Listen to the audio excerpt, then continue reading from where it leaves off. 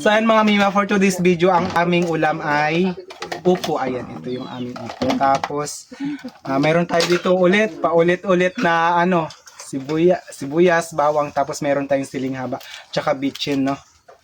Ito yung ating asin, meron tayong mantika dito. Ayan, igigisa ko lang ito mga mima.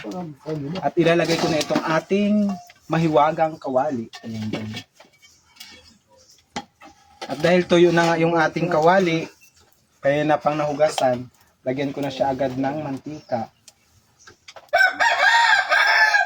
O, diba? Ganun lang.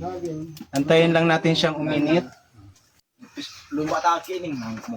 So yan mga mima, okay na nga yung ating mantika, mainit na. At ilalagay ko na itong ating sibuyas. Oh, bawang pala, sorry.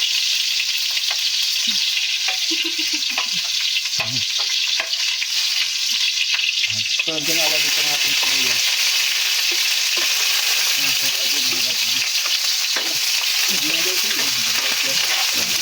Ayan, ganun lang yung sa mga mima.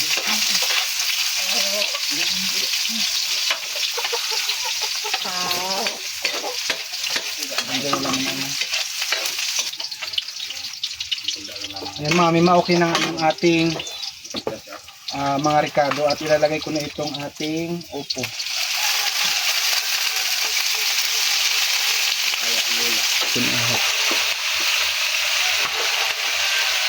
Sige na naman.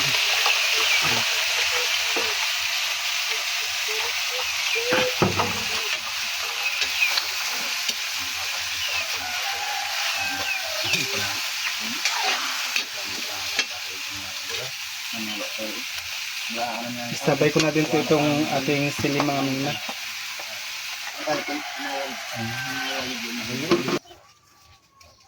Lagyan ko na ng bitsin. So ayun mga mima, okay na itong ating isda. Ginayat-gayat ko lang yan siya. Ito yung ating tinapa na kinuha kanina dito. At ilalagay ko na to dito. Ilapit mo dito ay dyan. Ganun na lang yan siya. Yan, diba? Sarap yan, halo-haloin natin.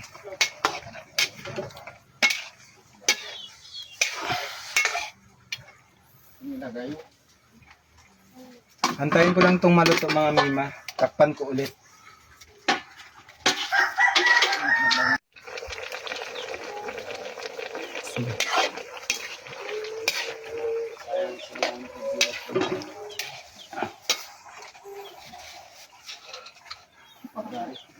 So ayan mga mima, okay na to.